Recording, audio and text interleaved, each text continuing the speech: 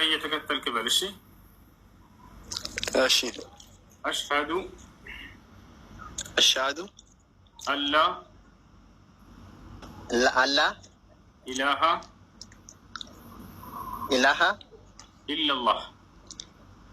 ኢለላህ ወአሽሀዱ አነ ሙሐመደን ረሱሉላህ። ሚስት አለች አብራ አለች። እሷን መስለም ትፈልጋለች። እሷ ግን እኔ አሁን ሙስሊምም ስለነበርኩት እኔ መጀመሪያም እንዳለ ቁርአንም እኮ የተወሰነ ቀርቻለሁ። መከላከያ ነበርኩት፣ እዛ ውስጥ ነው ያገባሁት። ምስቴ እዛ ሌላ ክልል ማለት ነው። እሺ አሁን እሷ መስለም ትፈልጋለች። እሷ ትፈልጋለች። እሺ ከታናግረኛ እንዴ ሰላም፣ እንዴት ነሽ? እስቲ በይ አንቺ። ሰላም ነው? ደህና ነሽ? ደህና ነሽ? እና ለመቀበል ትፈልጋለሽ?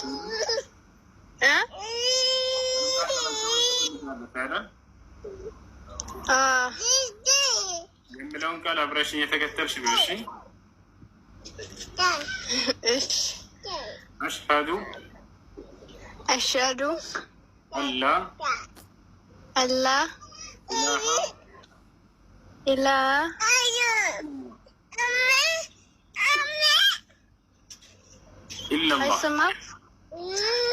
ኢለላህ ወአሽሀዱ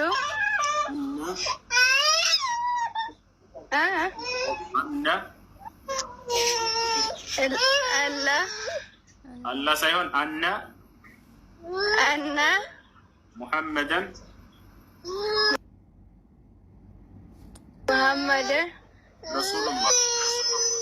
ረሱሉላህ። ማሻአላህ።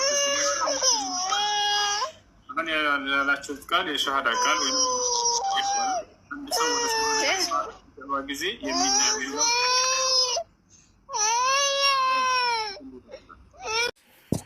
ለማንኛውም ኢየሱስ የሚባል ሰው የለም እዚህ ዓለም ላይ።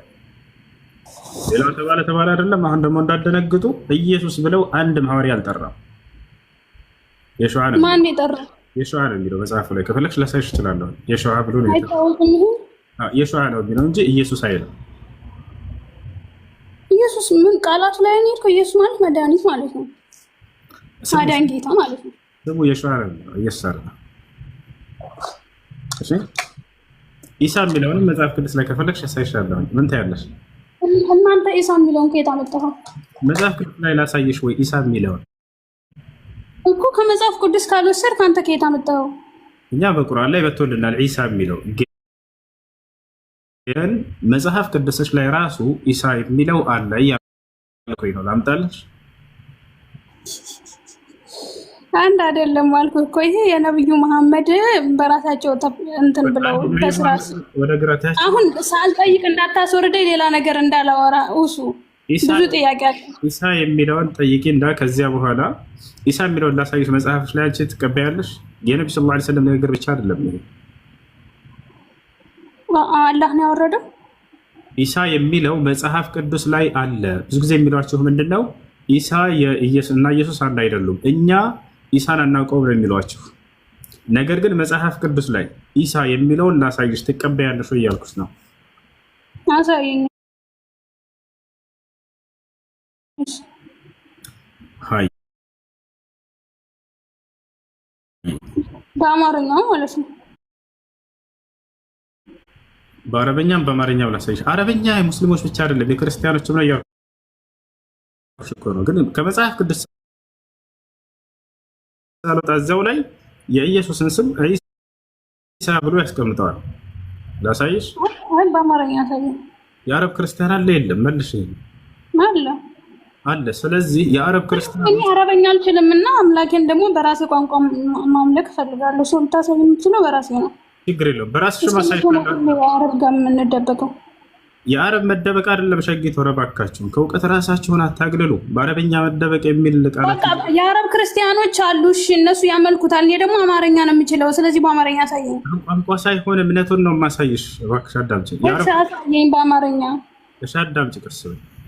አሁን የአረብ ክርስቲያኖች አሉ አይደለ? ለሁላችሁም እንድትረዱ ዘንድ ማለት ነው። እነዚህ ክርስቲያኖች የግሪኩን ቀጥታ ነው እንደውም ዋናውን መጽሐፉን ኦሪጂናል ነው የማሳያችሁ። የግሪኩ ላይ ሄደን ቀጥታ ወደ አረበኛ እንቀይረዋለን። የአረብ ክርስቲያኖች ቀጥታ እዛ ገብተው ወደ አረበኛ ቀይረው ነው የሚያዩት። የዛኔ ማን ነው የሚለው የሚለውን እናያለን። መጀመሪያ ኢየሱስ የሚለውን ስም አማርኛው ላይ እንመልከትና ቀጥታ ወደ ግሪኩ እንሄዳለን። ግሪኩን ቀጥታ ወደ አረበኛ እንቀይረዋለን፣ ወደ አማርኛም ቀይረን እናየዋለን። ችግር የለም። አሁን ወደ ማስረጃው መጽሐፍ ቅዱስ ላይ እንግባ። መጽሐፍ ቅዱስ ላይ ሉቃስ ወንጌል ምዕራፍ 1 ቁጥር 31 ላይ ምን ይላል? ኑ ተመልከቱ። እዚህ ጋር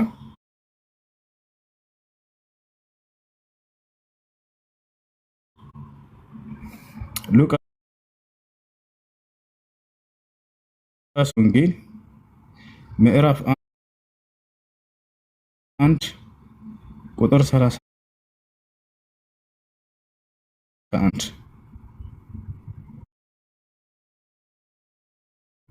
ተመልከቱ። ምን ይላል? እነሆም ትጸንሻለሽ፣ ወንድ ልጅንም ትወልጃለሽ፣ ስሙንም ኢየሱስ ትይዋለሽ ይላል አይደለ? ይህ በአማርኛ የተተረጎመው ነው። አሁን ቀጥታ የዚህን መጽሐፍ ዋናና መሰረት የሆነውን የግሪኩ በግሪከኛ ነው መጀመሪያ የተጻፈው። ግሪኩ ላይ ሄደን ቀጥታ ይህን ምዕራፍና ቁጥር ይዘን ወደ አረበኛ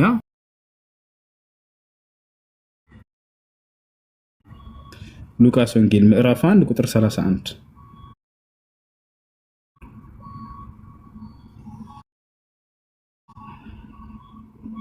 ያው ሉቃስ ወንጌል ምዕራፍ 1 ቁጥር 31 ራሱ እንደሆነ ወደ አማርኛ ቀይሬ ላሳይሽ፣ ከዛ ወደ አረበኛ እንድታዩ ማለት ነው። ሉቃስ ወንጌል ያው ሉቃስ 1:31 እነሆ ትጸንሻለሽ፣ ወንድ ልጅንም ትወልጃለሽ፣ ስሙንም ኢየሱስ ትይዋለሽ ይላል አይደል? አሁን ግሪኩ ላይ እንግባ ቀጥታ። በግሪክ ስለሆነ የተጻፈው እስኪና አሁን እዚህ ጋር ሉቃስ ወንጌል ምዕራፍ 1 ቁጥር 31 እዚሁ ጋር እያለ ወደ አረበኛ እንቀይረው።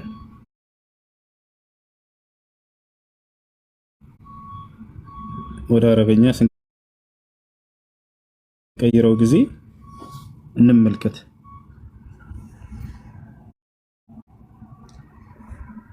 ያው ሉቃስ 1:31 ይታያቸዋል። ምን ይላል እዚህ ጋር? ኢየሱስ የሚለውን ያው ምን ብሎ አስቀመጠው? ዒሳ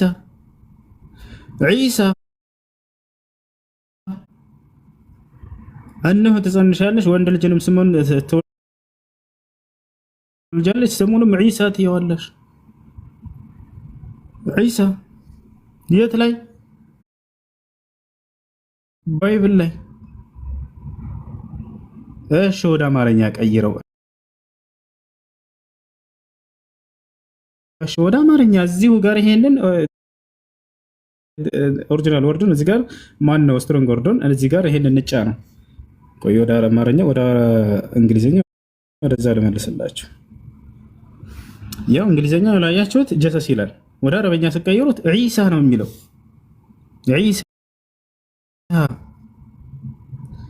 እሺ በአማርኛ ሳለው በአማርኛ ምን እንመልከት። እዚሁ ጋር እንግባ። ዒሳ የሚለውን ጀሰስ የሚለውን ስም ጫን ብለን እስኪ እንግባ። በአማርኛ ምን እንደሚል እንመልከት።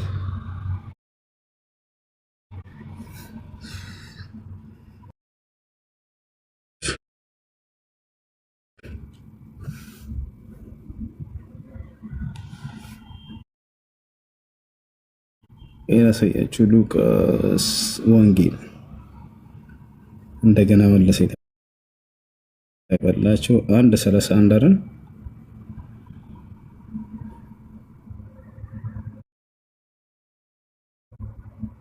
እሺ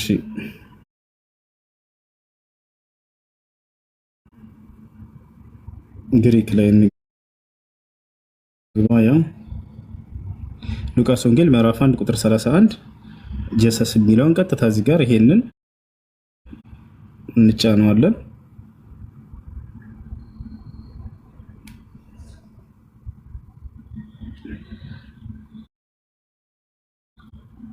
ያውና ጀሰስ የሚለውን ቀጥታ ስንጫነው እዚህ ጋር ነው። ይሄን ወደ አማርኛ እንቀይረዋለን። ከኢየሱስ ስሞች መካከል የሸዋም ይባላል ኢየሱስም ይባላል። እንመልከት።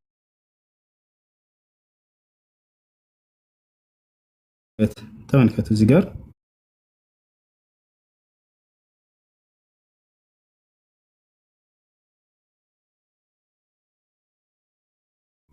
ቀጥታ ቃሉን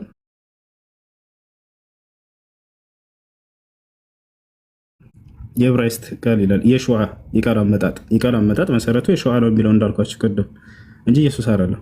ከዚያ በምንም ብሎ አስቀመጠው ኢየሱስ ወይም መሲሁ የመሲሁ ስም አለ። ሌሎች ደግሞ ሶስት ምን ይላል? ይሄ ቃል ምን ይላል? ይሄ ቃል ምን ይላል? ኢሳ ሁሉ በርሳ ነው የሚወትሽናንሹ በአማርኛ ኢሳ የሚለውን አየሽ አላየሽም? አይቻለሁ። አይዋ ይሄን ይመስላል።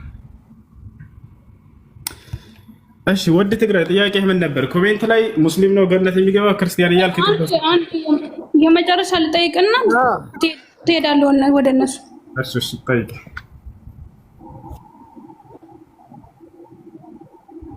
ሁሱ አንዴ ልጨርስ ነኝ። እሺ በተራ ጠይቁ። ጥያቄሽ ምንድን ነው?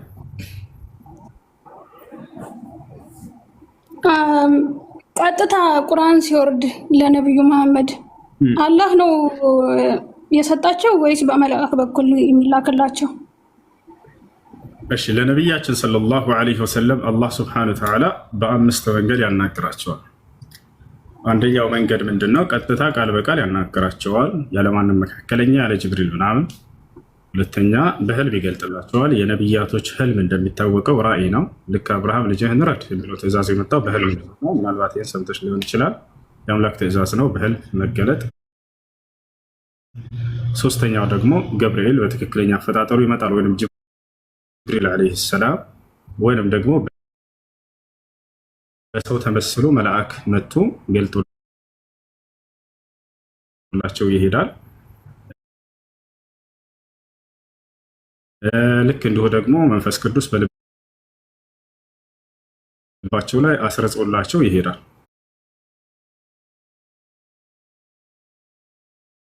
እንዳጠቃላይ ይህ አላህ ስብሐነሁ ወተዓላ ቁርአንን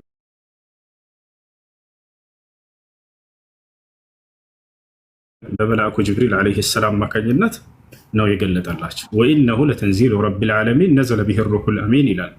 ይህ ቁርአን ከእኔ ከዓለማቱ ጌታ የተወረደ ነው፣ ታማኙ መንፈስ ጅብሪል አወረደው። ዐላ ቀልቢከ ሊተኩነ ሚነል ሙንዚሪን ከነቢያቶች እንድትሆን በልብህ ላይ ያወረደው ገብርኤል እያለ ይነግራቸዋል። ይሄ ነው። ስለዚህ ቆይ እኔ ያመጣሁት በአላህ ፊት ከአላህ ነው ያመጣሁት ይህን ቁርአን ይላል ራሱ ጅብሪል ራሱ ቢናገር የፍጡር ቃል ሆነ ማለት ነው። መናገር አይችልም ጅብሪል እኔ እንዲህ ነኝ ምናምን ብሎ በቁርአን ላይ መናገር አይችልም። እንደዚያ ከሆነ የፍጡር ንግግር ይሆናል። እና ታዲያ ካልተናገረ ቆይ ሁሱዬ ካልተናገረ በምን ላቅ እችላለሁ? ከጂኒ ያምጣው ከአላህ ያምጣው? በቃ እሱን አዳምጪ፣ መልስልሻለሁ። በቁርአን ላይ ልብ በሉ፣ በቁርአን ላይ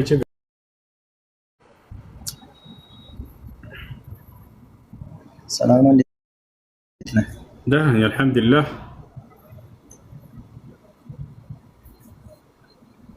አንዲት እህታችን እዚህ ሻሃዳ መያዝ የምትፈልግ ነበረች።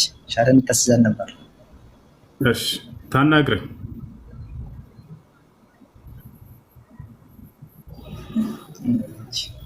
ሰላም ነው፣ እንዴት ነሽ? ይሰማል? አለ ሰላም ነው፣ እግዚአብሔር ይመስገን አለን። እሺ እንታዘዝ። ጥያቄ እስልምናን ማወቅ ፈልጋለሁ። መልካም። ኢስላም ብሎ ማለት ምን ማለት ነው? ኢስላምን የደነገገው ማን ነው? ኢስላምን ለመሆኑ ነቢያቶች የሰበኩት ሃይማኖት ነው ወይንስ አይደለም ወደሚለው እንምጣ። አንድ ሰውስ ሙስሊም ከሆነ በዚህ ዓለምና በቀጣዩ ዓለም ምን ቃል ተገብቶለታል ወደሚለው እነዚህ ወሳኝ ወደሆኑ ነገራቶች እንምጣ። ኢስላም ማለት ምን ማለት ነው ከሚለው ስንጀምር الإسلام هو الاستسلام لله والانقياد له بالطاعة والخلوص من الشرك وأهله ኢስላም ብሎ ማለት ለአንድና ብቸኛ ለሆነው ለአምላክ ራስን ማስገዛት ማለት ነው። ራስን ለእርሱ ብቻ ማስገዛት ማለት ነው። በእርሱ ላይ ቅንጣትን ሳናጋራ፣ በእርሱ ላይ ቅንጣትን ለሌላ አካል አምልኮን ሳንፈጽም ለእርሱ ብቻ አምልኮ ፈጽም። ይህ ነው ኢስላም ብሎ ማለት። ለአላህ እጅ መስጠት፣ ለአላህ ታዛዥ መሆን ማለት ነው። በነቢያት በኩል ያወረደውን ህግና ስርዓት በመከተል እርሱን በብቸኝነት መገዛት هذا هو الإسلام። ይህ ነው ኢስላም ብሎ ማለት ነው። ኢስላምን አምላክ ራሱ እንደደነገገው ይነግረናል። ሰዎች ዘንድ እዚህ ምድር ላይ የተደነገገ አይደለም። አምላክ ራሱ ፈጣሪ ለነቢያት ደንግጎ የሰጣቸው ሃይማኖት ነው። شرع لكم من الدين ما وصى به نوحا والذي أوحينا إليك وما وصينا به إبراهيم وموسى وعيسى ይላል። እነሆ ይህን እስልምናን ሃይማኖት እኔ አምላካችሁ አላህ ደነገግኩላችሁ ይለናል። ከዚህ በፊት ለኖህ፣ ለአብርሃም፣ ለሙሴ፣ ለመሲሁ ደንግጌው የነበረውን እያለ ቃል በቃል ይናገራል። በሌላ ቦታ ላይ የአባታችሁ የአብርሃም ሃይማኖት ነው እያለ ይነግረናል። በሱረቱል ሐጅ መጨረሻ ላይ አላህ ሲናገር ምን አለ? ወጃሂዱ ፊላሂ ሐቀ ጂሃዲሂ ሁወ እጅተባኩም ወማ ጀዐለ ዐለይኩም ፊዲን ሚን ሐረጅ ሚለተ አቢኩም ኢብራሂም ይላል። ይህ እስልምና ሃይማኖት የአባታችሁ የአብርሃም መንገድ ነው እያለ ይነግረናል። ያችሁ አምላክ አላህ ሱብሓነሁ ወተዓላ እስልምናን ብቻ የደነገገ ሃይማኖት እርሱ ብቻ እንደሆነ ይነግረናል። ኢነ ዲነ ዐንደላሂ አልኢስላም ይላል በሱራ አልዒምራን ላይ። ከእኔ ከአምላካችሁ ዘንድ ትክክለኛው ቀጥተኛው ሃይማኖት እስልምና ብቻ ነው ይላል። ከእስልምና ውጭ ሌላን ሃይማኖት ይዛችሁ ብትመጡ የትንሣኤ ቀን ወደ ጀሃነም ነው የምትሄዱት ብሎ ከወዲሁ ተናግሯል። በሱራ አልዒምራን ላይ ሲናገር ምን አለ? ወመን የብተጊ ገይረ አልኢስላም ዲናን ፈለን ዩቅበለ ሚንሁ ወሁወ ፊል አኺረቲ ሚነል ኻሲሪን አለ። ከእስልምና ውጭ ሌላን ሃይማኖት የፈለገና የተከተለ ሰው ያ ሃይማኖቱ ከእኔ ዘንድ ተቀባይነት የለውም ነገ አለ። በቀጣዩ ዓለምም ከከሳሪዎቹ ሰዎች ከገሃነም ሰዎች ይሆናልን ብሎ ተናገረ። ሌላው ነገር ነቢያቶች ምንድነው የሰበኩት? ሃይማኖታቸው ምን ነበር ወደሚለው እንምጣ።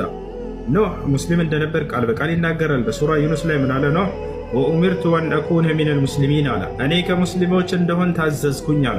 አምላክ ሙስሊም ሁን ብሎ ነው ያዘዘው። አብርሃም ሙስሊም ነበር። ልጁ ኢስሐቅ ሙስሊም ነበር። የኢስሐቅ ልጅ ያዕቁብ ሙስሊም ነበር። የያዕቁብ 11 ልጆች ሙስሊሞች ነበሩ። በሱረቱል በቀራ ላይ ይህን ሲናገር ምን ይላል? ወመን የርገቡ ዐን ሚለቲ ኢብራሂመ ኢላ መን ሰፊሀ ነፍሰህ ወለቀድ እስጠፈይናሁ ፊዱንያ ወኢነሁ ፊል አኺረቲ ለሚነ ሷሊሒን ኢዝ ቃለ ለሁ ረቡሁ አስሊም ቃለ አስለምቱ ሊረቢል ዓለሚን ይላል።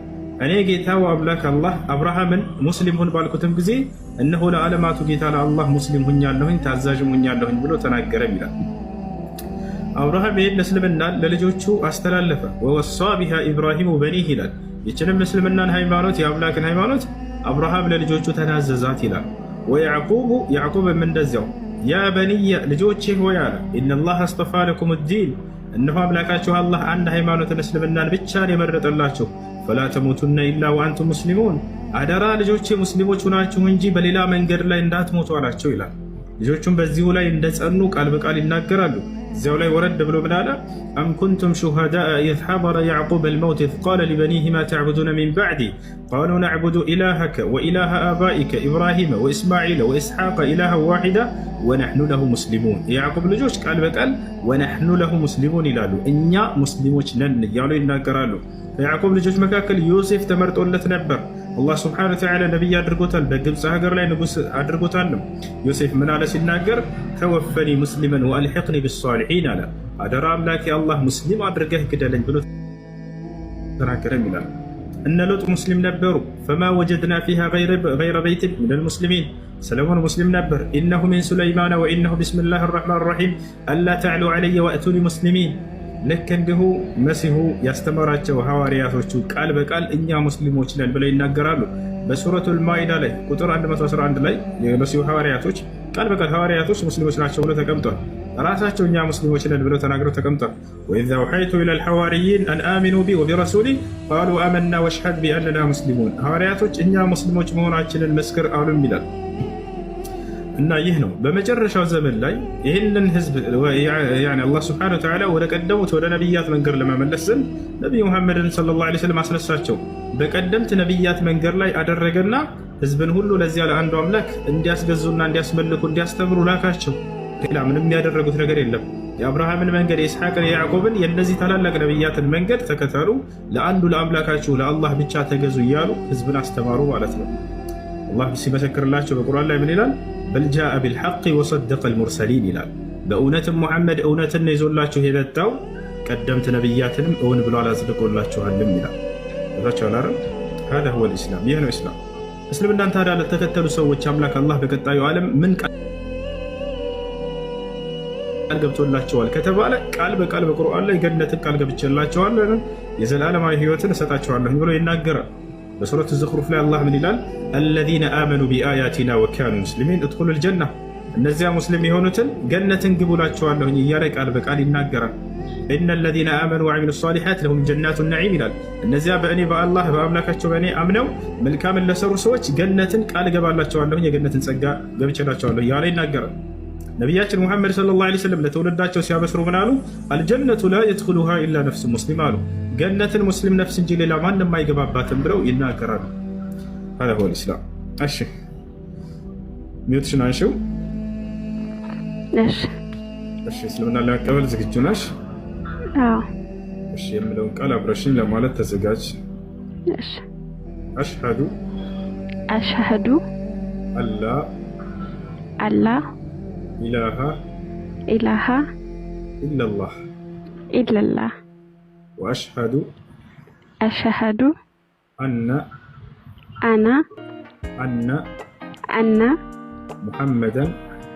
ሙሐመደን ረሱሉላህ። ማሻአላህ ጨርሰሻል። አላህ ምስጋና ይገባ። አሁን ያልሽው ቃል የሸሃዳ ቃል ይባላል። የምስክር ቃል ስለሱ ካልጻፉ እንዴት ማመን ይችላል የሚለውን ወደ ገና ወደ ቁርአን ከመግባት በፊት ይሄ ነው ያልገባ። ዳኒ እሱ አለ ሀይል ይመቻል። ይሄን መስፈርት ያስቀመጠልህ ማነው ነው? ይሄ መስፈርት ግድ ነው ግድ ነው። አሁን ለምሳሌ ግድ ነው ሳይሆን ቆይ አንዴ መጽሐፍ ቅዱስ አለ አይ ካላሳየንሽ ችግር አለ። አሁን ለምሳሌ ምዕራፍና ቁጥር ንገረን ወይ ለምንወጣ እናሳየን። አሁን በጥቅሱ አይደለም። እኔ አሁን በጥቅስ እንድጠቅስ ሳይሆን አሁን ለምሳሌ እውነት መሆን ረጋ ብለህ አውራ። መጽሐፍ ቅዱስ ላይ ማስረጃ ካለ አለ ብለሃል አይደለ? ምዕራፍና ቁጥር ትጠቅና እናውጥ። አንድ ነብይ ለምሳሌ ተረጋጋ፣ ቀስ በል እንጂ አዳም። አንድ ነብይ ከመነሳቱ በፊት ከእርሱ በፊት ያለ ነብይ ስለ እርሱ ሊመሰክርለት ይገባል የሚል መስፈርት የቱ ጋር ነው ያለው? ምዕራፍና ቁጥር ትጠናሃል መጽሐፍ ቅዱስ ላይ አለ ስላልክ። አይ አሁን ለምሳሌ እኔ ስለ ኢሳ ከሆነ ስለ ኢሳ አሎ እኔ አይደለም እንዴ? እኔ አሁን ለምሳሌ ሲሆን ምዕራፍና ቁጥር አለ ብለህናል መጽሐፍ ቅዱስ ላይ። ምዕራፍና ቁጥር ብቻ ነው የምንፈልገው፣ አንተ ወሬ አይደለም። ኢሳያስ 9:6 ላይ አንብበው። ስለ ኢሳ መምጣቱ ስለ ነብዩ አልሰማንም። ለሙሳ ቆይ አንዴ ተረጋጋ። አንተ አይደለም የምትመርጥልን። አንድ ነብይ ከመነሳቱ በፊት ስለዚያ ነብይ ትንቢት መነገር አለበት የሚል ጥቅስ ነው የፈለኩት። እንደዛ ብል ጥቅስ አለው። እውነትና ውሸት መሆኑን በምን ላረጋግጥ? እኔ እንደ ሰውኛ መጽሐፍ ቅዱስ ላይ የለም በልና አሁን ወደ ፍልስፍናችን ደግሞ እንሄዳለን። ችግር የለውም። መጽሐፍ ቅዱስ ላይ ካለ ይሄ መስፈርት አሳየን። ይሄ ጥቅሴቱ ጋር የሚገኝ የለም ልሎ አልችልም። ለምን ነቢያቶች ስለ ኢሳ ነው የጻፉት። ስለ መጽሐፍት ሁሉ ከመጀመሪያ እስከ ካለ መጽሐፍ ቅዱስ ላይ አንድ ነቢይ ነቢይነቱ ሊጸና የሚችለው ከእርሱ በፊት ያለ ነቢይ ስለ እርሱ ትንቢት ሊናገርለት ይገባል የሚል ጥቅስ አለ ወይ መጽሐፍ ቅዱስ ላይ? ካለ አለ በል ማስረጃ ትሰጣለህ። ህዝብ አዎ ግድ ነው። አሁን ለምሳሌ ኢሳ የተናገረው ምንድን ነው? በመዝሙራት በነቢያት በሐዋርያት ስለ እኔ ተጽፏል ያለው አትሰማም እንዴ? አዎ ግድ ነው ይለኛል። እኔ እኮ ግዴታ አሁን ለምሳሌ ግዴታ እኮ ቁርአን ማወቅ አያስፈልገኝም። እኔ አሁን ስለ ቁርአን ማን አወራ? ዘለቀ መጽሐፍ ቅዱስ ላይ እንዲህ አይነት መስፈርት አለ ወይ የተባልከው? አለ፣ በእኛ መስፈርት አለ። ሁሉም ነቢያቶች የጻፉት ስለ ኢሳ ነው። ስለ ኢሳ መምጣቱ በመጽሐፍ ላይ አለ። አማርኛ ሰበንቆ ምን እንኳን አማርኛ እንደ ፈጣሪ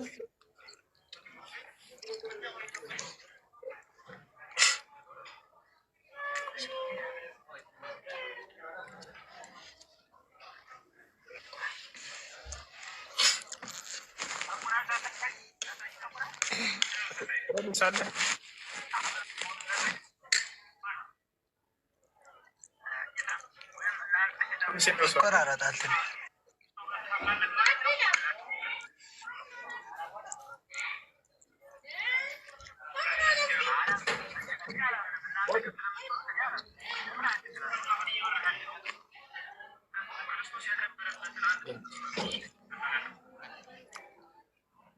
ምን ያደረገ ነው? ሪከርድ ያረካ?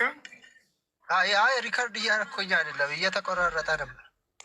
እሺ መጽሐፍ ቅዱስ ላይ አሁን ለምትጠየቀው ጥያቄ መለስ።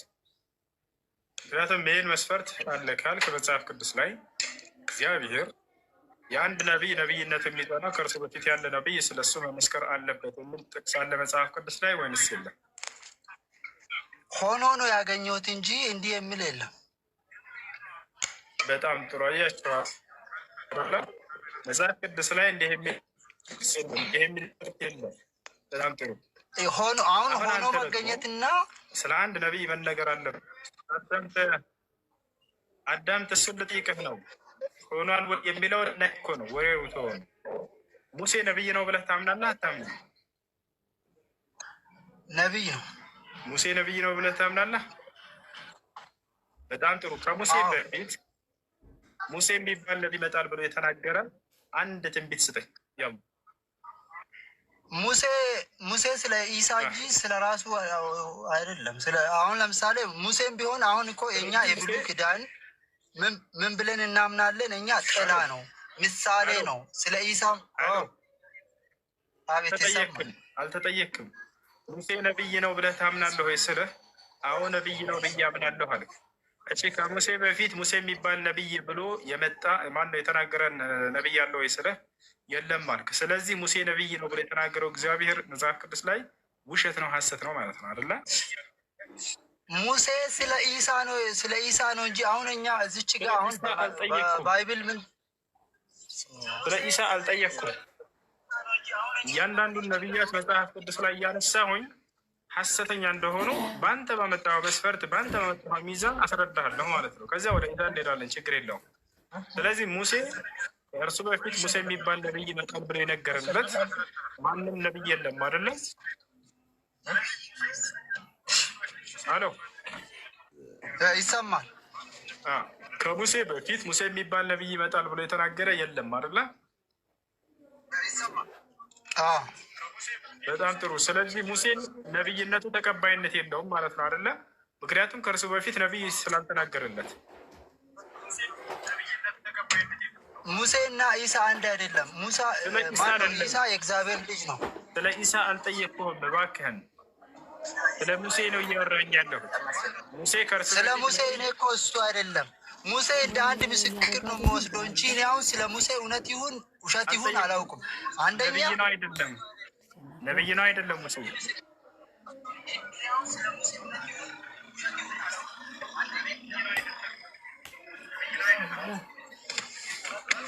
አንተ አሁን ለምሳሌ እኔ እንደ ጥያቄ የምጠይቅ ነቢዩ መሐመድን የትኛው ነቢይ ወደዛ መርቶ ነው?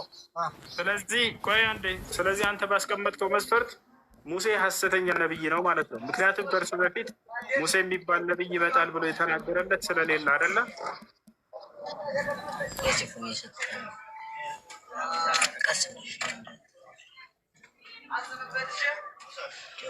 ይቆራረጣል። አይቆራረጥም ወይ? አሁን ይሰማኛል፣ ንገር። ስለዚህ ሙሴ የሚባል ነቢይ ይመጣል ብሎ ከእርሱ በፊት ስላልተነገረለት ሙሴ ሐሰተኛ ነቢይ ነው ማለት ነው አይደለ? ሙሴ እንደ አንድ ነቢይ ነው የሚወስደው። እሱ ለምንድን ነው እሱም የመሰከረው ስለ ኢሳ መምጣቱ እንጂ አሁን ለምሳሌ እኔ አሁን ያልገባኝ እኔ አሁን ስለ ሙሴ ባይገባ ይሻላል።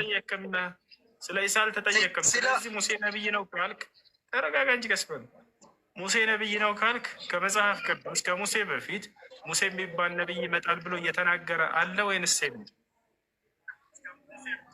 ሙሴ ስለ ራሱ አይደለም። እኔ እኮ አሁን እንዴት ነው ስለ ሙሴ እንዴት ነው የምትረዳኝ? ስለ ራሳቸው እንዲያወራ ነው ሙሴ የፈለከው? አሁን ለምሳሌ ስለ ኢሳ ነው እንጂ ጥላ ነው እሱ። የብሉይ ኪዳን ማለት ኧረ ጥላ ጥላ ነው። ይቆረጥ። ባለቤቱ ሲመጣ ደግሞ ብሉይ ኪዳን ነው። አሁን ወደዛ እኔ ወርውሩት። አዳምጠኛ። አሁን ለምሳሌ አንተ ነቢይ መሐመድን በምንድን ነው ያመንከው? ነው እውነት መሆኑን የትኛው ነቢይ ወደ እሱ መርቶ ነው እሱ? አሁን ለምሳሌ ነቢይ ለምሳሌ ጀዝባ ምንም አማርኛ የሚገባ አይደለም። አያቸው ሲያስጠላ ራሳቸው መስፈርት ያስቀምጣሉ። ከዚያ በኋላ መፈናፈኛ ሲያጡ እኔ እኮ መሐመድን ነው ልጠይቅ መጣት እንጂ አይደለም።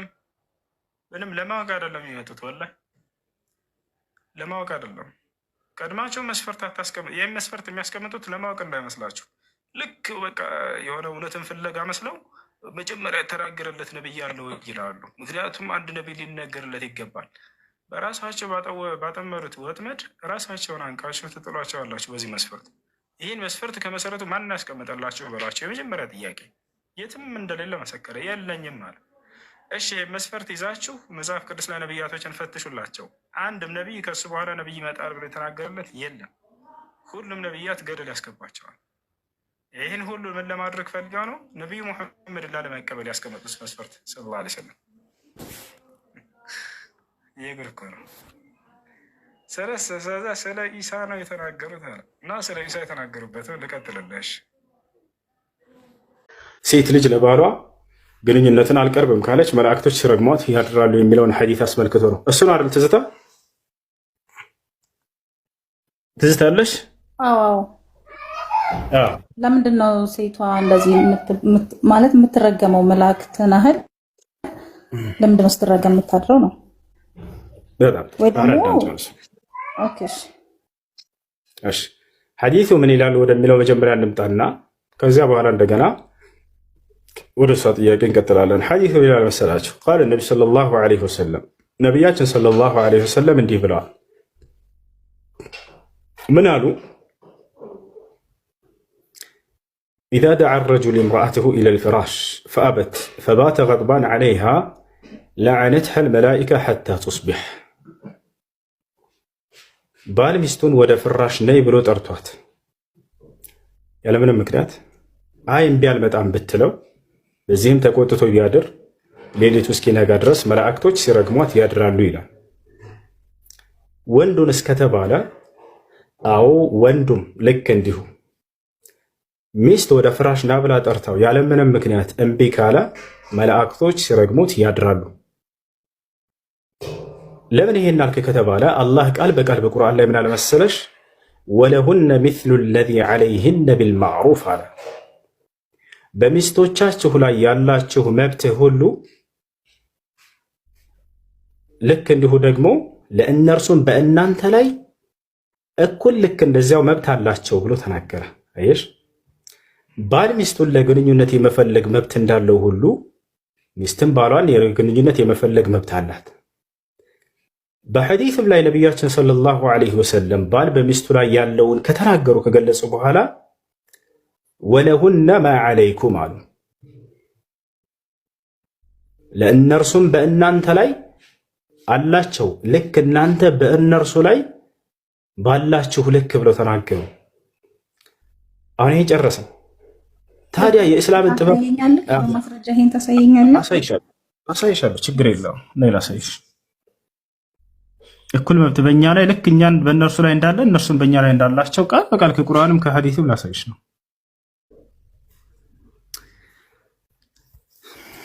ያውና የተፈቱ ሴቶችም ነፍሶቻቸውን ከማግባት 3 ቀንን ቁርእ ይጠብቁ። ቁርእ የሚለው እንትን ሐይድ ለማለት ነው፣ ወይንም የወር አበባን ይጠብቁ ነው፣ ሌላው ባል እስከተገባ ድረስ። ቀጥሎ ምን አለ? በአላህና በመጨረሻውም ቀን የሚያምኑ ቢሆኑ አላህ በማህፀኖቻቸው ውስጥ የፈጠረውን ሊደብቁ ለእነርሱ አይፈቀድላቸውም። ባሎቻቸውን በዚህ ውስጥ እርቅን ቢፈልጉ በመመላለሳቸው ተገቢዎች ናቸው። ለእነርሱም ለማን? ለሴቶች የዚያ በእነርሱ ላይ ያለባቸው ግዳጅ ብጤ በመልካም አኗኗር በባሎቻቸው ላይ መብት አላቸው። አየሽ፣ ለእነርሱም ለሴቶች ወንዶች በእነርሱ ላይ ባላቸው ልክ ሁሉ ለሚስቶቻቸውን በእነርሱ ላይ መብት አላቸው ብሎ ቁርአን ተገልጾላቸዋል። ይሄ ከቁርአን ነው። ሁሉም ምስክር ጊዜ በሌላው እኩል ነች፣ እኩል ነው የምትመሰክረው፣ ወንድም ሴትም እኩል ነው። ነገር ግን በዚህ ጊዜ ብቻ ነው ነቢያችን ሰለላሁ ዐለይሂ ወሰለም የተናገሩት። ስለዚህ ሴት ልጅ በምስክር ጊዜ ብሎ በጥቅሉ አይነገርላትም። ነገር ግን በአንዲት ጉዳይ ላይ ብቻ ነው፣ እርሱም ገንዘብ በሚበዳደሩ ጊዜ ነው። እኔ ለአንቺ ገንዘብ ማበደር ከፈለግኩኝ የዛኔ ምስክርን አድርጉ ብሏል አላህ ሱብሓነሁ ወተዓላ። ቆይ አንዴ ሚዩት አድርገህ ልጨርስ፣ ሀሳቤን እስኪጨርስ ድረስ ሚዩት አድርገህ። አላህ አየተ ደይን ላይ ሲናገር ያ አዩሃ አለዚነ አመኑ ኢዛ ተዳየንቱም ቢደይንን ኢላ አጀሊን ሙሰመን ፈክትቡሁ ወልየክቱብ በይነኩም ካቲቡን ቢልዓድል ወላ የእበ ካቲቡን አን የክቱበ ከማ ዐለመሁ ላህ فليكتب وليملل الذي عليه الحق وليتق الله ربه ولا يبخس منه شيئا فإن كان الذي عليه الحق سفيها أو ضعيفا أو لا يستطيع أن يمل هو فليملل وليه بالعدل كلام على واستشهدوا شهدين من رجالكم على أن أنت أمناتوا سويت هوي بدرن بمتبدادرو غزي ያንን ጊዜ ገደቡን ጻፉት አለ። በዚህ ጊዜ ልትመልስለት የሚለውን እንዲጻፍ አዘዘ። ከዛ በኋላ ይሄን ህግ እያስቀመጠ ያለ ከወንዶቻችሁም ሁለት ምስክሮችን አድርጉ አለ። ከዚያስ ወስተሽሂዱ ሸሂደይን ሚን ሪጃሊኩም ካለ በኋላ ፈኢን ለም የኩና ረጁለይኒ ሁለት ሰዎች ሁለት ወንዶች ካልሆኑ ግን ፈረጁሉን ወምራአታን አንድ ወንድና አንዲት ሴት አለ። ኦኬ ለሱስ በቂ ለምን አልሆነም? እኩል ነገርሽ ነው። ትዝታ አዳምጪ። ጎደሎ ነች ስለተባለ አይደለም፣ ያንን ስህተት እንደሆነ ነግርሽ ነው። ምክንያቱን እዚያው ላይ ሊናገር ነው። አሁን አንቺም ትዝታ የጠየቅሽው ጥሩ ጥያቄ ነው። ለምንድን ነው ብላ ጠየቀች። በጣም ጥሩ። እዛው ለምን እንደሆነ አላህ ተናገረ። ገብታችኋል? ከፍቼ ያሳያቸዋለን። ምን አለ አላህ ሱብሓነሁ ወተዓላ ወስተሽሂዱ ሸሂደይን ሚን ሪጃሊኩም አለ። ከወንዶቻችሁ ሁለት ምስክሮችን አስመስክሩ። ፈኢን ለም የኩና ረጁለይኒ ሁለት ሰዎች ካልሆኑ ግን ፈረጁሉን አንድ ወንድና ወምራአታን ሁለት ሴቶች። ለምን የሚለውንም በአላህ እዛው ጠቀሰ። ጎደሎ ስለሆነች ነው ብለዋል ወይ? ላ አይደለም፣ ውሸት ነው። ዛሬ ይሄን ውሸት ታያላችሁ። አውጥቼ አሳያቸዋለሁ።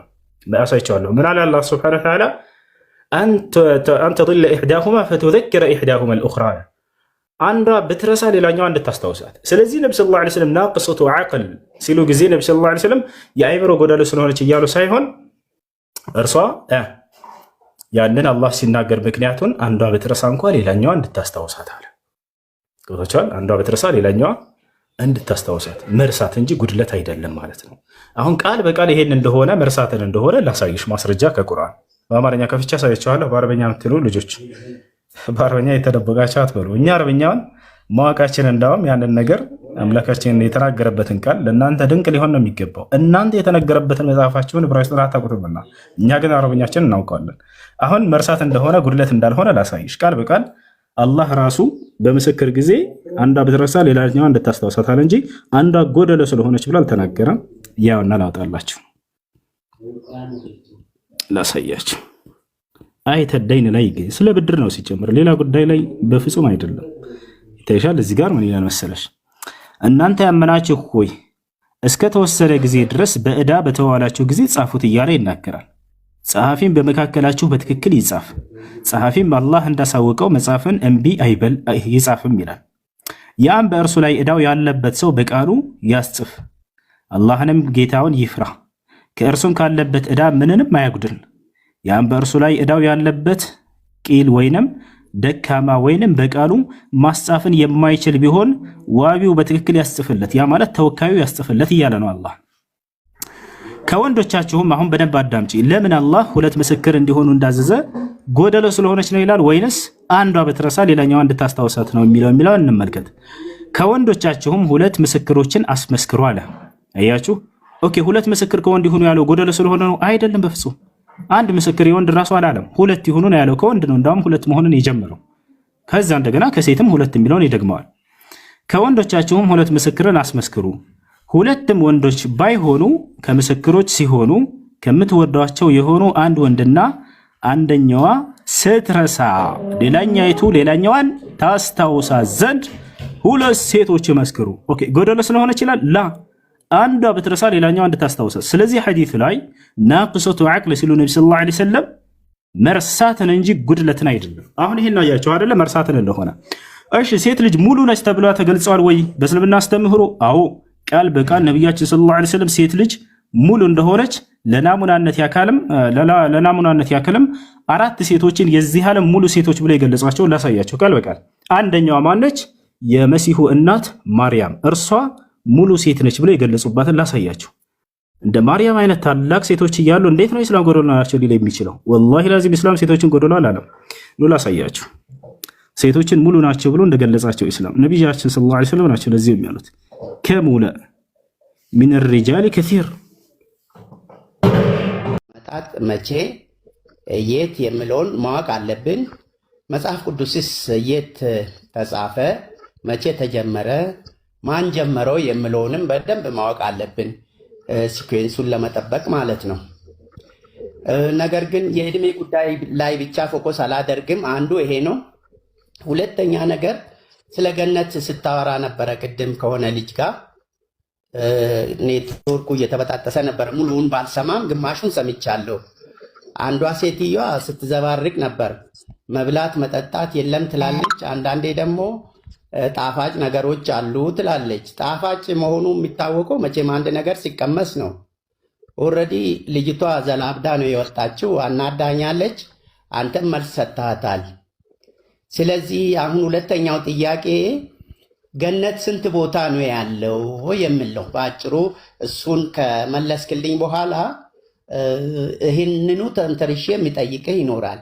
ገነት ስንት ቦታ ነው ያለው የሚለው ነው። ሌላው የመጽሐፍ ቅዱስ ለመድገም ያህል ነው። የመጽሐፍ ቅዱስ አመጣጥ መጀመሪያ ማን ጀመረው፣ መቼ መጣ? ቅዱስ ቁርአንስ ማን ጀመረው፣ መቼ መጣ የሚለውን በአጭሩ ከነገርከኝ ይህን መሰረት እናድርግና ትንሽ ለመወያየት እፈልጋለሁ። እሺ፣ በጣም ጥሩ። የመጀመሪያ መጽሐፍ ቅዱስና የቁርአን አመጣጥ የሚለው ነው። እሺ፣ ሚዩት አድርጉት ልጆች። አንዴ ልጆች ሚዩት አድርጉት። ሰምተኛል? አዎ፣ ሰምቻለሁ። ይሰማል የኔ ድምፅ? የኔ ድምፅ ይሰማዋል? ልጆች የኔ ድምፅ ይሰማቸዋል አይሰማም? አንድ ሲያረጋግጥል እስኪ።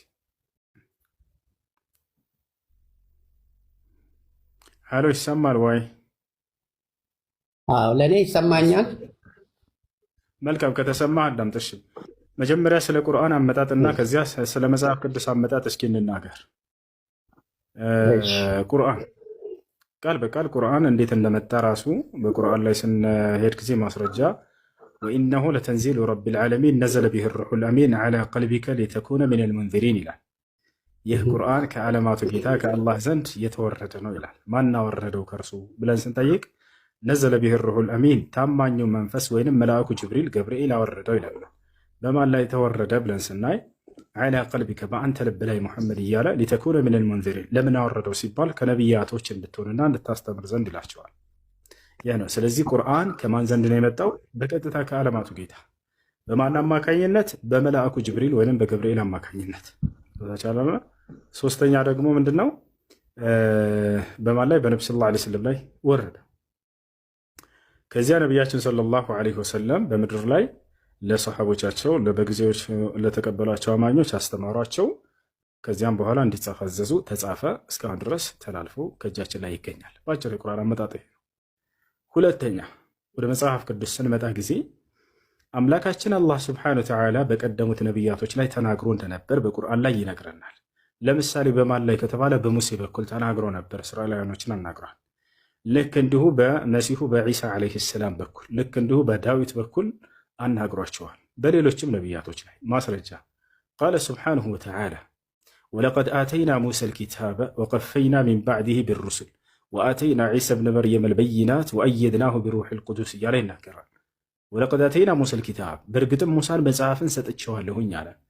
ታዲያ ለሙሳ የሰጠው መጽሐፍ ምን ይባላል ከተባለ አላህ ስብሐነሁ ወተዓላ ኢና አንዘልነ ተውራት ይላል። እኔ ነኝ ኦሪትን ወይም ተውራትን ያወረድኳት እያለ ይናገራል። እያችሁ ዛሬ ለነቢዩ ሙሐመድ ሰለላሁ ዐለይሂ ወሰለም የሚያናግራቸው የገለጠላቸው አምላክ ቁርአንን ለቀደሙት ነቢያቶች እነ ሙሴንና እነ መሲሁን ሲያናግር የነበረ የላካቸው የሆነ አምላክ ነው። አያቸው አይደለ? ሙሳን እንደላከው ለእርሱ መጽሐፍን እንደሰጠው ተናግሯል።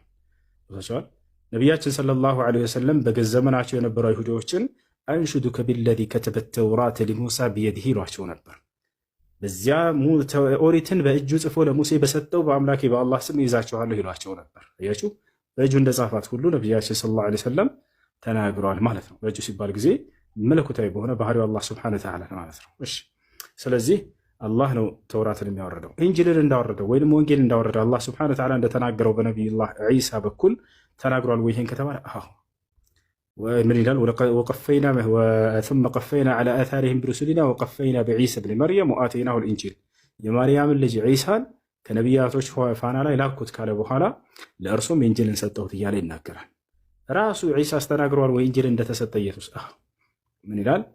አታኒየል ኪታብ ይላል፣ መጽሐፍን ሰጥቶኛል አምላክ ያላህ ይላል። ስለዚህ አሁን ምን ተረዳን? እነዛን ኦሪትንና ወንጌልን ማነው ተውራትንና ኢንጂልን በሙሳና በዒሳ ላይ የተናገራቸው አላህ ሱብሓነሁ ወተዓላ ነበር። መቼ? መጀመሪያ በነዛ በነቢያቶች ጊዜ ማለት ነው። እነዚህን መጽሐፍቶች ለነቢያቶች አውርዷቸው እንደነበር በርካታ ቦታ ላይ ተናግረዋል። ሌላ የመጨረሻ አልጨምርላችሁ። እሱም ምንድነው? ሱራ አሊ ዕምራን ላይ የመጀመሪያው አንቀጽ ላይ አልፍ ላም ሚም አላሁ ላ ኢላሃ ኢላ ሁወል ሐዩል ቀዩም ነዘለ ዐለይከል ኪታበ ቢልሐቅ ሙሰዲቀን ሊማ በይነ የደይሂ ሚነል ኪታብ ወአንዘለ ተውራት ወልኢንጂል ይላል። ተውራትንና ኢንጂልን እኔ ነኝ ያወረድኳቸው እያለ ይናገራል። አሁን ይህን ከተረዳን ገብቷቸዋል። ስለዚህ መሰረታቸው እንዳመጣጣቸው እነዚህ መጽሐፍቶች ከማን ነበር? ከአምላካችን ከአላህ ሱብሓነሁ ወተዓላ ዘንድ ነበር። ነገር ግን እነዚያን መጽሐፍቶች የጥበቃ ዋስትናዎችን አላህ ሱብሓነሁ ወተዓላ ከነቢያቶች በኋላ ለተነሱ ሊቃውንቶቻቸው አደራ ብለው ሰጣቸው። ለትውልዶቻቸው ጠብቁላቸው፣ እንዳትጨምሩ፣ እንዳትቀንሱ፣ እንዳትበርዙት ብሏቸው ኃላፊነት ሰጣቸው። ይህን እንደሰጣቸው ኃላፊነት ማስረጃ አለ ወይ? እያንዳንዱን በማስረጃ አዎ ኃላፊነት ሰጥቷቸው እንደነበር ማስረጃ አለ። ኢና አንዘልና ተውራተ ፊሃ ሁደን ወኑር የሕኩሙ ቢሃ ነቢዩነ አለዚነ አስለሙ ሊለዚነ ሃዱ ወረባንዩነ ወልአሕባሩ ቢማ ስተሕፈዙ ሚን ኪታቢላሂ ወካኑ ዐለይሂ ሹሃዳ። ያችሁ ሊቃውንቶቻቸው መጽሐፏን እንዲጠብቁ ኃላፊትና በእነርሱ ላይ በመጣሉ ምክንያት እያለ አላህ ይናገራል። ስለዚህ አደራ ይህን መጽሐፍ ጠብቁ ብሎ ሰጥቷቸው ነበር ለሊቃውንቶቹ። ከማን በኋላ? ከነዚህ ከነ ሙሴና ከነ መሲሁ በኋላ ላሉ ተከታዮቻቸው ማለት ነው። ከዚያ በኋላ እነዛ ሊቃውንቶቻቸው ምን አደረጉ ታዲያ ከተባለ በረዟቸው። የአምላክን ቃል ሳይጠብቁ በረዙት። መበረዝ ማለትን ማለት ነው ታዲያ ከተባለ መቀላቀል ማለት ነው። እውነት ከሐሰት ጋር ሲቀላቀል ጠፍቷል ማለት እንችላለን። ላ ጠፍቷል አላለንም። አላህ እያቸው አይደለ? ምንድን ያለው ግን ይሐሪፉነ ልከሊመ ዐን መዋዲዒ ቃሌንም ከቦታው ይለውጡታል እያለ ተናገረ። አንደኛ የብርዘት መንገድ በጣም በርካታ ነው። አንደኛ ቀጥታ ቃሉን ማንሳት፣ ያንን ልክ ለምሳሌ ባለፉት ነቢያቶች መሲሁ በስም ተገልጸው ነበረ። ይሄን አሁን ብሉይ ኪዳን ላይ ሄዳችሁ ኢየሱስ የሚለውን ቃል ብትፈልጉ አታገኙትም። ልክ እንዲሁ ነቢዩ ሰለላሁ ዐለይሂ ወሰለም በስም ተጠቅሰው እንደነበር ቁርአን ላይ ይነግረናል። ነገር ግን እነዚህን ሄዳችሁ ስትፈልጓቸው አታገኟቸው። ያቸው አይደለም በቀጥታ እንደዚህ እንትሮቻቸው ላይ እነዚያን እንትን ብሏቸዋል፣ አንስተዋቸዋል። እንዳጠቃላይ አንደኛ ብርዘት ነገር አካሄድ ምንድነው? ቃሉን ማንሳት ነው። ቃሉን ማንሳት። ሁለተኛ ብርዘት አይነት ምንድነው? ከራሳቸው ሰዎቹ ሀሳባቸውን መጨመር፣ ከዚያ የአምላክ ቃል ነው ብለው በዚያ ላይ መናገር። ገብታቸዋል አይደለ? አላህም በቁርአን ላይ እውነትን ሊመሰክሩ ገቡ እነዚህ ሰዎች። ከዚያ በኋላ ጥያቄዎችን ጠየቀ። ይሄ ንጉሥ ከጠየቀ በኋላ መጨረሻውን ነቢያትም ልክ እንዲህ ናቸው፣ ነቢያትም ልክ እንዲህ ናቸው እያለ የእርሳቸውን ባህሪ ከነቢያት ጋር እያነጻጸረ ነበር የሚጠይቃቸው። ከዚያ በኋላ ሰው ያመነ፣ በቃ ትክክለኛው ነቢይ እርሱ ነው፣ የመጨረሻው ዘመን ነቢይ ቃል የተገባ እርሱ ነው ካለ በኋላ ወዲያው ምን አደረገ? ሮማ ላይ የሚገኙ ታላላቅ ባለስልጣናቶችን ሁሉ ጋበዛቸው ወደ ቤተ መንግስቱ እንዲመጡ። ዛቸዋል አይደለ? ጋበዛቸው። ይሄ ሰውዬ ሁላቸውም መጡ፣ ቤተ መንግስት ገቡ። የቤተ መንግስቱን በር ዝጉልኝ ብሎ አዛንትኖችን ጠባቂዎችን አዘዛቸው፣ ዘጋ። እነርሱም ከታች አደረጋቸው። ከታች ወንበር አለ፣ ከላይ ደግሞ ንጉሱ የሚቀመጥበት አለ። ከፍ ብሎ ተቀመጠ። ያን ከባድ የሆነ ነገር ሊነግራቸው፣ ትልቅ ዱብዳ ሊነግራቸው ነው። ሮማውያን ይዛኔ በሃይማኖት በቃ በጣም የሚታወቁ ነበሩ። የክርስትናን እምነት እንዳለ የያዙ እነሱ ነበሩ። ይወታቸዋላ። በዚህም ጊዜ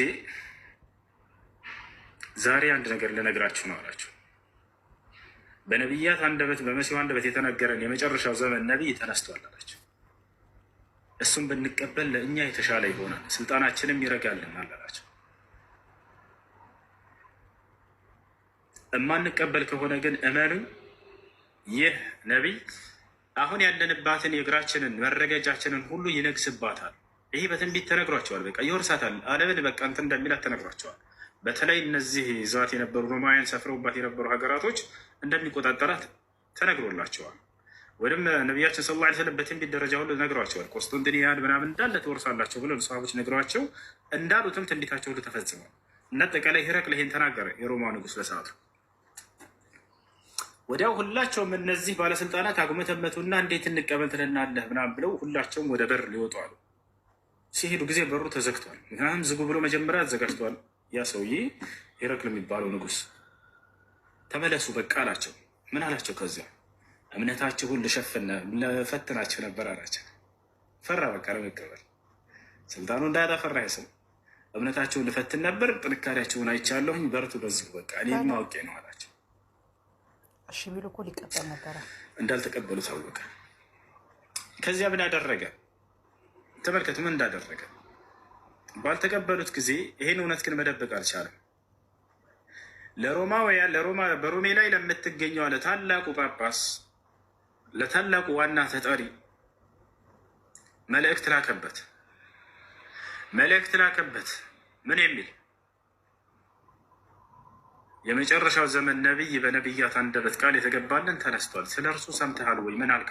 እኔም ያንተ አቋም ነው ያለኝ ያለ ብሎ ይሄ ጳጳስ መለሰበት። ሰምቻለሁኝ፣ እርሱ ራሱ ቃል የተገባልን ነቢይ ነው አለ። ገብታችኋል? ኧረ እና ታዲያ ይሄንን ለህዝቦቻችን አንተ መስክር። ክርስቲያኖች በባህሪያቸው ከንጉስ በላይ የእምነት አባቶቻቸውን ያከብራሉ፣ ይፈራሉ። ገብታችኋል? ዛሬም ቢሆን ከአብይ በላይ በጣም የሚያከብሩት እውነቴን ነው የምነግራችሁ የእምነት አባቶቻቸውን ነው። አብይ ቢያዝ ላይወጡለት ይችላሉ። የእምነት አባት ግን አለ ከተባለ አለ ነው። ይህም ባህሪያቸው ከድሮ ጀምሮ የነበረ ነው። ለአባቶቻቸው ትልቅ ቦታ አላቸው። ስለዚህ እኔ ሊሰሙኝ አልቻለምና ክርስቲያን ህዝብ በሮማ ላይ ከእኔ በላይ አንተ ትሰማለህ አለው ይህን ጳጳስ። ስለዚህ ከአንተ ጋር ያሉ ቀሳውስቶችን ይዘህናና በመሰዊያው በደጁ ይሄንን ነገር ቁመህ ለህዝብ ትናገራለህ፣ ታውጃለህ። እስከ መቼ ድረስ እንደብቃለን? ይሄን እውነታ የነቢያት አደራ ነው ብሎ ይነግረዋል። ከዚያ በኋላ እሺ ብሎ ተስማማ። እንዳለ ከእርሱ ጋር ቀሳውስቶችን እንዲያጅቡት አዘዛቸው። መጡ። ይመጣል ተብሎ ታወጀ፣ ተነገረ። እንዳለ በሮማ ላይ ክርስቲያኖች ሁሉ እንዲሰበሰቡ ንጉሱ አዘዘ። ተሰባሰቡ። በቤተ መንግስቱ ፊት በመሰዊያው ፊት ቆመና ይላል ኢብኑ ተይሚያ አልጀዋብ ሶሒህ ሊመን በደለ ዲን አልመሲህ የሚለው መጽሐፉ ላይ በሰነድ ይህን ታሪክ አስቀምጦታል። ከዚያ በኋላ ቆመና ምን አላቸው? እውነቱን ነገራቸው። በመጨረሻው ዘመን ይመጣላችኋል ተብሎ በመሲሁ አንደበት የተነገረው ብሎ ሁሉን ያስቀምጠላቸው። በመሲሁ አንደበት የተነገረው ሙሐመድ የመጨረሻው ዘመን ነቢይ ተነስቷል። እነሆ ከዛሬዋ ቀን ጀምሮ አሽሀዱ አን ላ ኢላሃ ኢለላህ ወአነ ሙሐመድ ረሱሉላህ አላቸው። እነሆ ከአንዱ አምላክ ከአላህ በስተቀር በእውነት የሚመለክ የለም፣ ሙሐመድም ቃል የተገባው ያ ነቢይ እውነተኛ የመጨረሻው ዘመን ነቢይ ነው ብዬ መሰክራለሁ አላቸው። ፈወሰቡ ዐለይህ ይላል። ወዲያውም እነዚህ ህዝበ ክርስቲያን ሁሉ እርሱ ላይ ወጡበት ይላል። ፈመዘቁ ጀሰደሁ ሰውነቱን ቡጭቅጭቅ አደረጉት ይላል። እንዳለ ገደሉት። በቃ ገብታችኋል። በዚያው ያ ጳጳስ ፍጻሜው እዛ ላይ ሆነ። ሀዛ ማ ከተበው ሸይኹ ልእስላም ተይሚያ ረሒመሁላህ ተዓላ። ይህን በመረጃ ሳሳያቸው ነበር ከዚህ በፊት ክርስቲያን ልጆች ጠይቀው እኔ ከዚህ ከዙሁር እስከ አሱር ባለው ጊዜ አልጀዋብ ሶሒህ ሊመን በደለ ዲን አልመሲህ የመሲሁን መንገድ የበረዙና የቀየሩ ሰዎች ላይ ተገቢው ምላሽ የሚለውን መጽሐፍ እያስተማርኩኝ ይሄን አውጥቼ ሳሳያቸው ነበር። እና ነቢያችን ሰለላሁ ዐለይሂ ወሰለም በጊዜያቸው ወደ ሮሜ ሰዎች ደብዳቤ ልከው የሮሜው ጳጳስ አምኖ ተቀብሏል። በዚያውም ሸሂድነትን ሰማዕታትነትን አግኝቷል። ይሄ በማስረጃ የተቀመጠ ነው። የሮሜው ንጉስ ልክ እንዲሁ ነቢይ መሆናቸውን አምኖ ተቀብሎ ስልጣኔ እንዳልነጠቅ ብሎ በዚያው ፈርቶ ነው ይሄ ነገር የቀረው። ታሪኩ እንደነገርኳቸው የኢትዮጵያው ንጉስ ልክ እንዲሁ ደርሶት እንደተቀበለ በኢትዮጵያ ላይ የሚገኙ ቀሳውስትና መነኩሴዎች ብሎ አላህ ቃል በቃል ቁርአን ላይ ስማቸውን ጠቅሶ ቀሳውስቶች፣ መነኩሴዎች እያለ እየጠቀሳቸው ሱረቱል ማኢዳ ላይ እነሱ እንዳመኑ ቃል በቃል ቁርአን ላይ ያስቀምጡታል።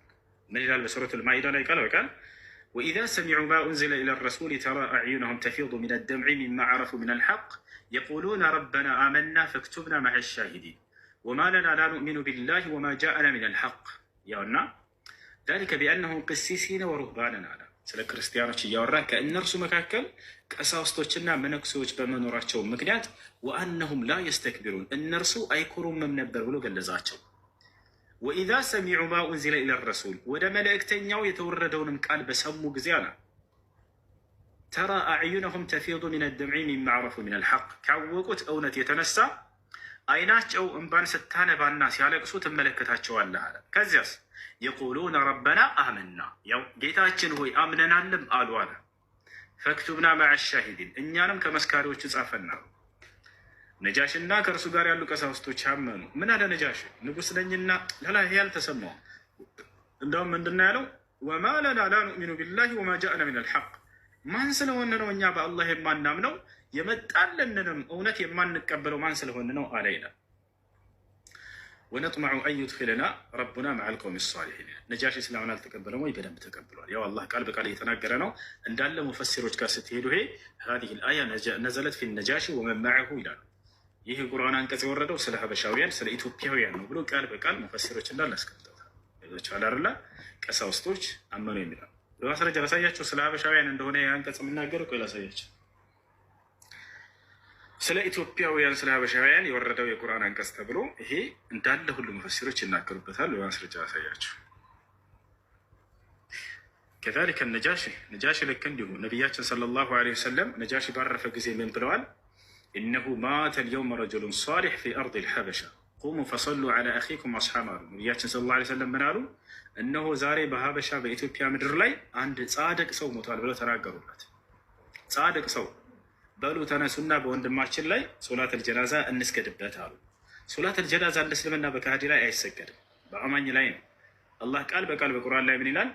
ወላ ቱሰሊ ዐላ አሐድን ሚንሁም ማተ አበደን ወላ ተቁም ዐላ ቀብሪሂ ኢነሁም ከፈሩ ቢላሂ ወረሱሊሂ ይላል። ሙሐመድ ሆይ በካህዲያኖች ላይ ሶላትን አስክሬላቸው ላይ እንዳትሰግድባቸው እነርሱ አላህን ክደዋልና እያለ ይናገራል። አያቸው አይደለ? ስለዚህ በካህዲያን ላይ በፍጹም አይሰገድም። ነቢ ሰለላሁ ዐለይሂ ወሰለም በወንድማችን ላይ ኑ እንስገድበት ብለው ቃል በቃል ተናግረዋል። ያ እሺ። እና ይህ ጻድቅ ሰው ብለው ነቢ ሰለላሁ ዐለይሂ ወሰለም ገልጸውታል። እሺ አሁን እናያለን። ያ የሚናገረው መጀመሪያ የቁርአኑን አንቀጽ በአማርኛ አሳያችሁ። ከዚያ ስለ ሀበሻውያን እንደሚናገር ሙሉ ሙፈሲሮች የተናገሩበትን ደግሞ አሳያቸዋለሁ። የታገኛላችሁ ሱረቱል ማኢዳ ላይ ሱረቱል ማኢዳ ስለ ሀበሻውያን እንደሚናገር ላሳያቸው አንድ ጊዜ። የሀበሻውያን ቀሳውስቶችና መነኩሴዎች አምነው እንደነበር ማለት ነው። የኢትዮጵያ ቀሳውስቶችና መነኩሴዎች አምነው እንደነበር ምዕራፍ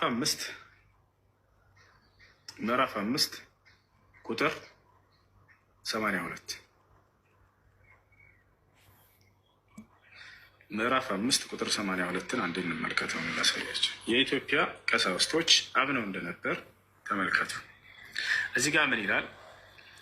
አይሁዶችን እና እነዛን ያጋሩትን ለእነዚያ ለአመኑት በጠላትነት ከሰዎች ሁሉ ይበልጥ የበረቱ ሆነው በእርግጥ ታገኛቸዋለህ አለ። ይህ ስለ አይሁድነት። ቀጥሎ ስለ ክርስቲያኖች ሊያወራ ነው። እነዚያንም እኛ ክርስቲያኖች ነን ያሉትን ለእነዚያ ለአመኑት በወዳጅነት በእርግጥ ይበልጥ የቀረቧቸው ሆነው ታገኛለህ አለ። ይህ ከእነርሱ ውስጥ ቀሳውስትና መነኮሳት በመኖራቸው እነርሱም የማይኮሩ በመሆናቸው ነው አለ። ከዚያስ ወደ መልእክተኛውም ይላል። መልእክተኛው እያለ ነቢ ሰለላሁ ዐለይሂ ወሰለም ነው።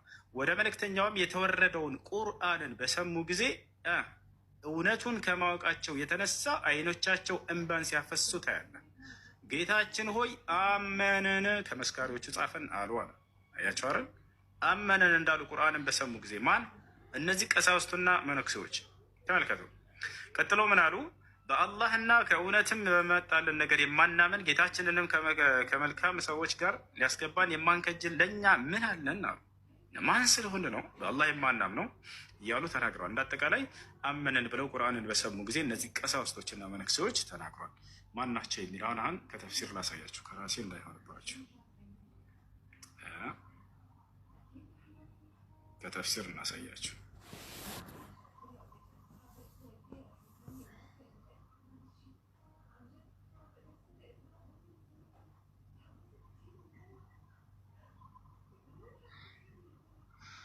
እሺ ከተፍሲር እንመልከት። እነዚህ ሰዎች ማን ናቸው የሚለውን እሺ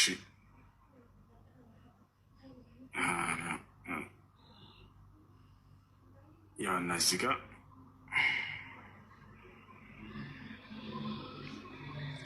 ያውና ምን ይላል? ወኢዛ ሰሚዑ ማ ኡንዚለ ኢለ ረሱል ወሚማ የዱሉ ዐላ ቁርቢ መወደትህም ልልሙስሊሚን አነ ፈሪቀን ሚንሁም ወሁም እነርሱ ይላል ወፍዱል ሐበሻ የሀበሻ ጀማዓዎች ናቸው። የሀበሻ ህዝቦች ምንድን ናቸው? ምን አደረጉ? ለማ ሰሚዑል ቁርአንን በሰሙ ጊዜ ፋበት አዕዩንሁም አይናቸው አነባች ይላል። እነዚህ የሀበሻ ብሎ ቃል በቃል ኢትዮጵያውያን እንደሆኑ ገለጻቸው። التفسير السعدي كذلك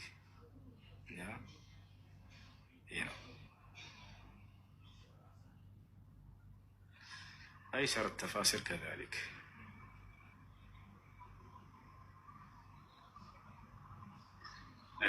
እና ይህን ይመስላል።